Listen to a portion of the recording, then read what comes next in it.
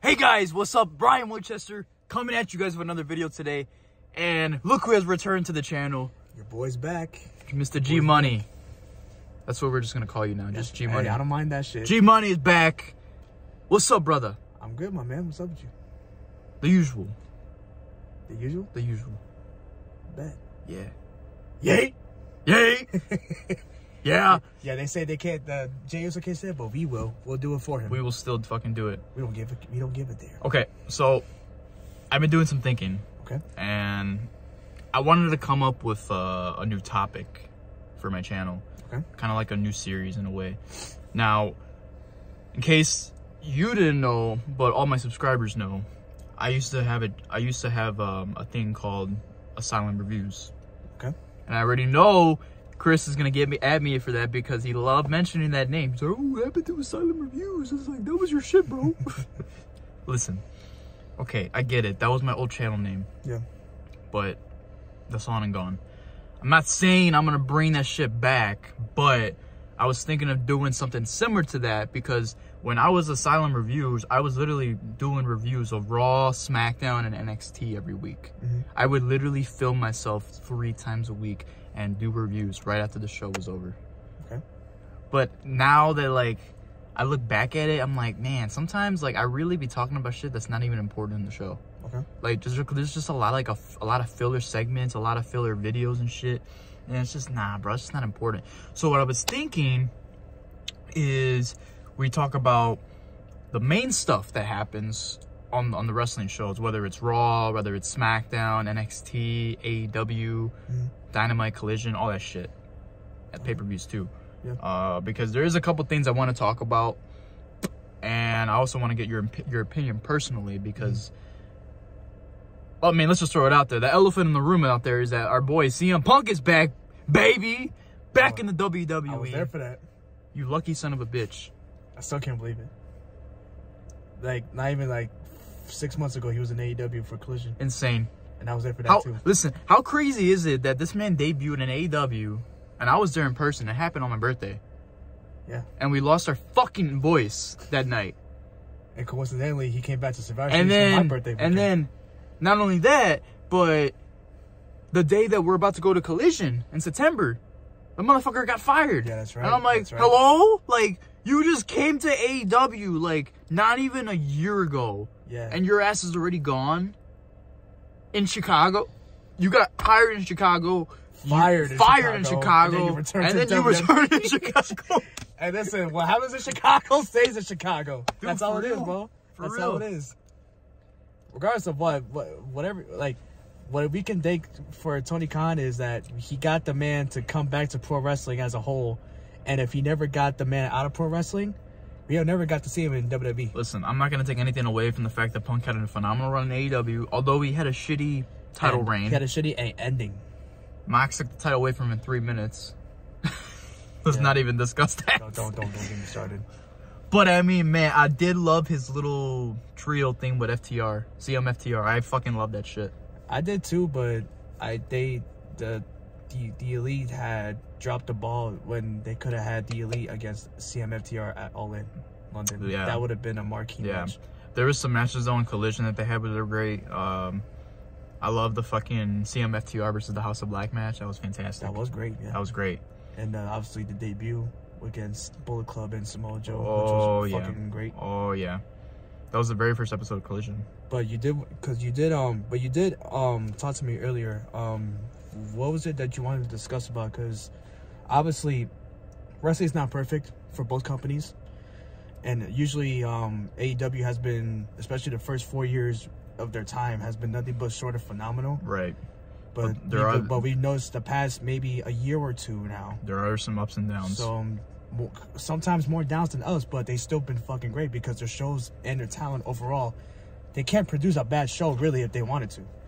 But obviously there's been some inconsistency of their booking and their lack of creative and the lack of direction for the superstars. So what did you want to talk about? So there's a post that I seen on X. Somebody posted it. It just came up as like a random post. It's not somebody that I follow, but it just came up, and then I really was just like taking a good glimpse at it, and I'm like, you know what? This is pretty fucking accurate. Jay White is frustrated. I heard about that. Then you got the Hardys that are completely ghost. Like, they're not being used at all. And I feel like that's a fucking shame because that's the fucking Hardys that we're talking about. Matt and Jeff Hardy. Right. People that we fucking known growing up to this day. One of the best fucking tag teams in the goddamn world. You know? Being underutilized in AEW. They want out. They want to go back to WWE, finish their final run. Yeah. I'd be so down to see that. Sure, me too. And then you got... who else? Yeah, Keith Lee. Keith Lee. Let's talk about Keith Lee. The man was phenomenal in NXT. Oh my god. Oh my god. The man. They made him a double champion. I popped for that moment. It was great. Me too. And then like, he goes to the main roster. He does a couple of the cool things, and then like he just all of a sudden just drops the fucking ball with Vince McMahon. They fucking drop his theme song. Gave him a shitty theme song. They made him a Bearcat. Made him put on a tank top. I'm like, what the fuck is this shit? Like, they're really, like, dropping the ball with Keith Lee. And then they fucking let him go. He went to AEW, had a good run for a little bit. And now they don't even know what the fuck they're doing with him. So now with Tony Khan owning Ring of Honor, they're just, like, putting him in a random feud with Shane Taylor. Yeah. Like, I know they have history, but it's, like, at the same time, it's, like, who really watches Ring of Honor? Like I really don't. Like, I recently got Ring of Honor, the Honor Club thing, because the pay-per-view is coming up and I want to see what's going on. But it's, like, at the same time... I don't, like, I try to invest myself in Ring of Honor, but it's really hard because it's not what it used to be. No, and it's not. I feel like Tony Khan is trying to do something to make it, like, feel special again, but it's like you really can't do what had been done before, because what a Ring of Honor did in years past, it was real. It was, like, genuine passion for this. Like, you had CM Punk, Colt Cabana, Bryan Danielson, Tyler Black, Kevin Steen, El Generico. I mean, you got... all these guys are in WWE and AEW. They have made a name for themselves in Ring of Honor. Yes, they have. Adam Cole. I forgot Adam Cole. Adam Cole, baby. Like all of these guys have made Ring of Honor for what it was. And I feel like because Tony Khan tried to buy it, I mean, he bought it, but he tries to make it into something that is basically another AEW, you know? It's just a lackluster show, to be honest. Like Athena, that's one of the reasons why I bought it, because of Athena. Why is she not on Dynamite or Collision? She's been doing some of the best work, and she's not on Dynamite or Collision. It's asinine. She's so fucking great. Like, remember her NXT run? She was fucking great. Oh yeah, Ember Moon. Yep. It's stupid. It's stupid that she's not on AEW TV. So the point I was getting at too is like, yeah, you know, they brought up these names that are being underutilized, but then you see guys that are being pushed to the fucking moon. Yeah. Mox, Swerve. Deserve, by the way. I guess you could kind of throw Jay White in there, but he's also frustrated at the same time, just because he's probably like not getting booked the way he wants to. Why is he frustrated? I honestly have no idea. What was the whole reason? There was no reason behind it. It could just be maybe something to do with backstage segments or some shit, politics. I don't know. Cause dude, like or maybe because he's like, he doesn't like the fact that he's kind of just getting, you know, losses here and there.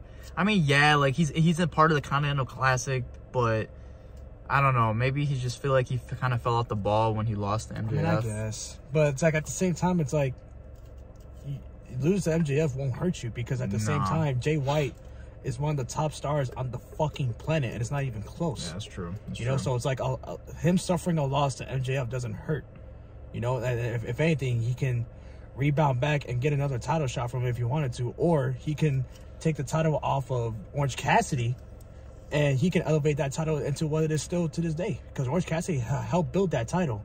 Jay White can only do so much with that, even better. Who knows? I could book a million things for Jay White. I mean, it's a bold prediction, but do I really want to see the international title be switched over again? I really don't.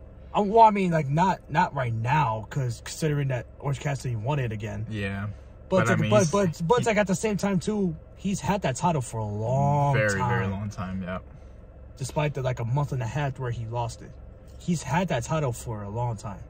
I mean, Samoa Joe was the same way. He was the Ring of Honor Television World Champion for like fucking 565 days, and he finally dropped it. He beat everybody. He's a fan. He beat everybody. He's like, man, he said, I don't need this fucking title. Fuck this shit. I beat everybody. He's like, fuck this shit. I want my world title match back. I mean, you never know. So people were saying that if nobody can beat Gunther, he might do the same thing. He might do the same shit. He might do the same thing. He might take this fucking Intercontinental title. I was thinking shit. that. Like, dude, I guarantee this right now. If he's still IC champion after WrestleMania, he's gonna drop that goddamn title. He's I'm gonna telling be like, you right now. He's gonna be like, I'm pissed. There's nobody that took a 10 full. You have nobody for the ring, Daniel. Yeah. Why am I in the world title picture? He should be the world title picture. He should be. And The dude is proven. He's a fucking phenomenal athlete. He's gotten so much better since he fucking lost the weight. And especially like how he finds a way to like win a lot of matches in different ways. Oh my god, bro. Like the lariat, the fucking powerbomb, Oh, the good splash. God. Like, He's a star of overall. dude, like he was my pick for the Royal Rumble until Pepsi Phil came back. I swear to God, he was my pick. Okay, you want to talk about the Rumble? Right away. I mean, there's gonna be a separate video for this, but right away, there's 3 people I have in mind that I feel like is gonna potentially win the 2024 Royal Rumble. I got 4, but go ahead. CM Punk. Yep. LA Knight. Okay. And fuck, who was the other one? It was CM Punk, LA Knight, and Cody Rhodes. Yeah. Okay. I have CM Punk's my number 1. Cody Rhodes is number 2 because of what we see on television. Gunther was a hot pick. He's my Gunther. Yes, I was gonna say Gunther. Gunther was in mine, and then I would say LA Knight because LA Knight's a dark horse. But if I gotta say top 2, it's definitely Punk or Cody. But I feel like Cody's too predictable at this point. I mean, unless he gets that motherfucker to come out as number 1 or number 2, defy the odds, adversity, then great. Didn't he come out at number 1 last year? He came out as number 30, buddy. Number 30. Oh, I'm losing. Gunther came out at number 1. Right. Sheamus. Can you imagine it's the other way around? Cody comes out number 1, Gunther comes out number fucking 30. And then That'd be crazy. Gunther wins. Who knows? Yo, that'd be great. That'd be crazy. I predict Punk to come out at 15 and he wins. Okay, you know what's crazy? There is something I want to discuss. I was actually watching a video a couple weeks ago, and it fucking hit me like a fucking light bulb. Bro, how crazy is it? We're about to be on WrestleMania 40 next year. Oh, God. That's another decade past. If you look back at it, WrestleMania 10, WrestleMania 20, WrestleMania 30. Dude, there's no coincidence. That's unbelievable. There is no coincidence, and I know all you wrestling fans know this too. No coincidence that because after every WrestleMania that has passed, in the main event of WrestleMania 10, Bret Hart, World Heavyweight Champion. WrestleMania 20, Chris Benoit, World Heavyweight Champion. Daniel Bryan. WrestleMania 30, Daniel Bryan, WWE World Heavyweight Champion. So you mean to tell me at WrestleMania 39 they couldn't pull the trigger for Cody? Fine. Was I fucking disappointed? Yes. Me too. I was rooting for Cody and I got my ass chewed out for it. But you know what? Okay, so be it. But if they don't fucking give the W to Cody this year, what the fuck are we doing, bro? Yeah. WrestleMania 40, Philadelphia, bro. It makes sense. Like, you have got to give Cody his fucking title right now. This is like I'm a nerd at this. They're in Philadelphia next year, right? Yes. This feels like Rocky versus Apollo 2. It if literally you really think does. about it, because Rocky went the distance in part 1. Same thing with Cody. He went the distance with Roman. He showed Roman that I'm here to stay. So the fact that they're gonna get a part 2, and this time Cody gets the outcome in Philadelphia, underdog story, it's gonna be great. I really hope he gets it, because if he doesn't, then I give up. Answer his text. He texted us. Oh, you did? Yeah. Just say they were in the car. But yeah, man, I was just looking back at it. I'm like, what the fuck? It's crazy. Every baby face that's walked out of that WrestleMania has walked out as a champion in the main event. Yeah. So I'm like, it only makes sense. Give Cody his fucking title win. Let him fucking do it, man. Let him fucking do it. Like, I got over it at 39. Like I was at the strike where the iron is hot. Just give him the title. It makes sense. But I mean, looking back at it, in a way, it kind of does make sense I didn't give it to him, because Cody got back. It was like the most easiest road to WrestleMania anybody has ever had. Like he came back from injury, won the Royal Rumble at 30. Yeah. Even though it was a hell of a run for his money because it was Gunther, but he did win it. He really much had nothing to worry about on the road to WrestleMania. There was no speed bumps or anything. So the fact that Roman won, Cody's like, oh, okay. So this is real life. Okay. Let me build myself up. And the Brock Lesnar situation, I mean, yeah. Okay, look, I'm gonna tell you right now. It was long as hell, but I'm gonna tell you right now, that shit dragged. But it did. But the matches were good. There was only one match that kind of felt kind of off to me. I think it was the second match that they had in the series. At Saudi Arabia? Yes. Why you say that? It didn't really feel as like special as the other two. The best match was SummerSlam to me. Oh, of course, the payoff, yeah. Because that's where they paid the respect to each other, and I wasn't expecting that out of the Brock Lesnar.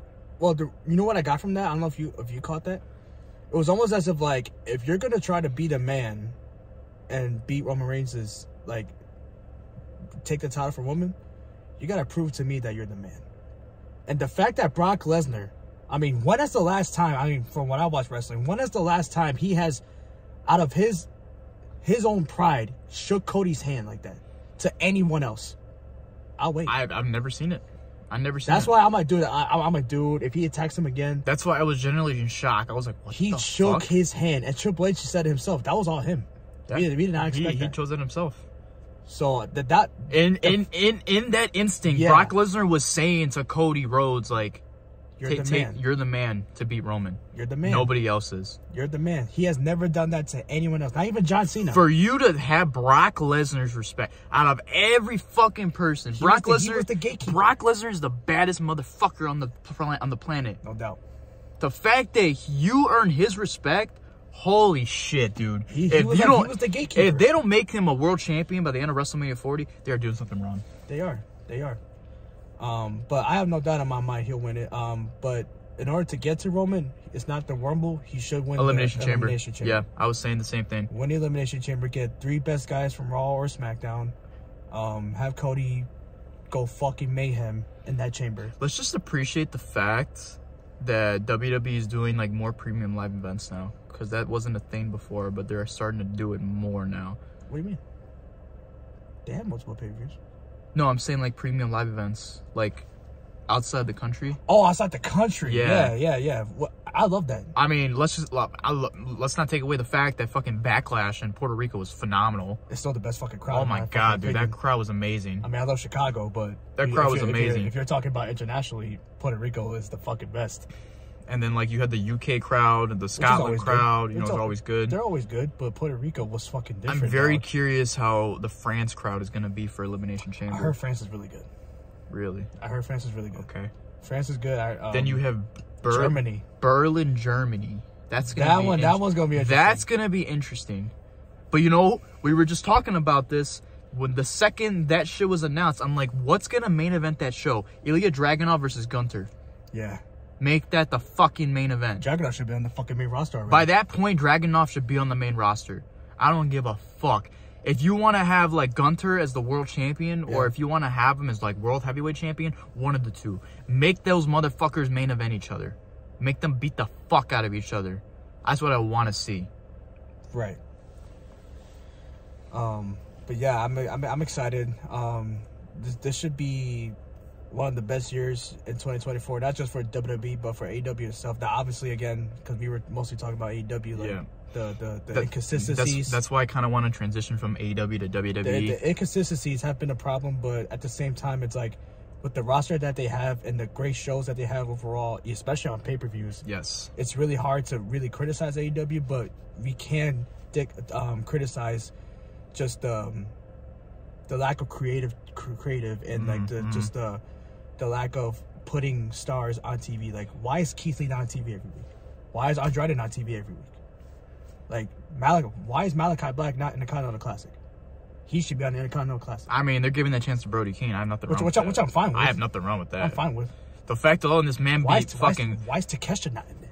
Right. The fact alone that Brody King beat fucking Claudio, I was like, what? They actually let that happen? That was an upset. Wow, man. That was an upset. That's crazy. I expected Claudio to win or a draw. Same with fucking Eddie. He let him beat Eddie. Oh, yeah. I'm like, damn. It makes me wonder what the fuck they're going to do in the finals. Because how did they say it's going to work? Whoever the final two is in the Blue League, they face off each other. And then that person wins. Whoever wins the Blue League is the person that faces the winner in the Gold League.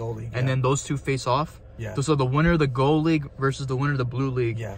And then whoever wins the tournament is the number one contender. Is that how that works? I think whoever wins the whole thing is going to be like the Continental Champion. Because if the Continental Champion, right. Okay. Because if you look at the Triple Crown Champion, is it really that necessary to make the fucking winner hold 3 titles? Well, I did.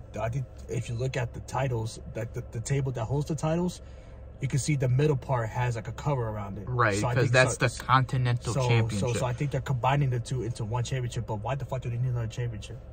They have too many fucking titles. AEW has way too many championships. They have too many titles. Way too many championships. Like I could count. They're literally making this like their version of the Intercontinental Championship. That's why they're calling it the Continental Championship.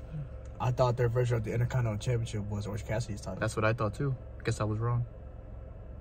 The fuck? Then why the fuck are they calling it the Continental Championship? I don't know. Continental Classic? Are you? I don't know.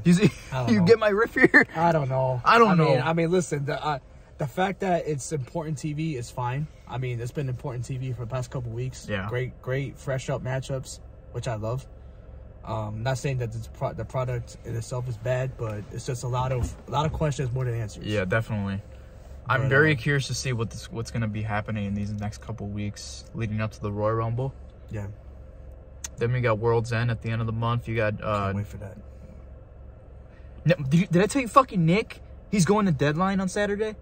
He told me. Yeah. That lucky son of a bitch. He told me. Now oh man, he's gonna have a blast, man. You're lucky. And he was just at House of Glory too. He's just going from show to show, bro. Yeah, oh my god. Yeah, I hope he swerved when he drive. Hey, bro, but swerve, man. If they don't make that man world champion 2024, what the fuck are we doing, bro? Yeah, that's a problem. That match, I'm just gonna bring that up right now before I end this here because we're at 22 minutes right coming. Damn, I didn't even realize that. I didn't even see my 20 minutes. Pero entiéndame, pero un momento. Escúchame. Yeah. The fucking death match, bro. 5 stars. No, it's arguably that fucking is fucking deserved, bro. It's arguably 5 stars. Heyman, Adam Page, Swerve Strickland. Swerve Strickland. 2. Oh my god. At Full Gear, bro. The death match. Texas death match. One of the fucking craziest fucking matches I've ever seen in my goddamn life, being a pro wrestling fan. Those motherfuckers went out there and killed each other. It's just like that's arguably that's funny though. Goofy as hell. That's arguably the most brutal match I've ever seen in my life. Like if you're talking, because obviously we've seen old school matches, but like in our current our generation, that's the most brutal match I've ever seen. I mean, you saw fucking Swerve just stapling himself. This motherfucker was stapling himself. And then you got fucking Hangman. Drinking his blood because the's fucking vampire. And I'm like, what the fuck am I watching? I'm watching like a real life horror movie on my screen. Seriously. Then you got fucking the barbed wire chairs and shit. Oh my god. Oh my god. Then you got Prisnana dying, which was fucking hilarious. Yeah. Oh my god. So, I'm about to answer this. Give it a second. Hold on. But yeah, man, that's just crazy. That's just crazy, man. But yeah, so I just wanted to bring that up. There's obviously a lot more to talk about here, but the main key is I feel like there's the highs and there's the lows when it comes to wrestling overall, not just AEW, not just WWE. Could be about New Japan Pro Wrestling, could be about Impact, but we don't really watch these other shows. But WWE and AEW is where it's at. Yeah. The main point is I want to start doing a recap. And I want to do it like maybe like once a week, twice a week, depending on how it goes, depending on how the schedule's looking. I just want to talk about the main key points for Raw, SmackDown, NXT, and then any kind of AEW that we could throw in there as well. Or just like news in general of what's going on.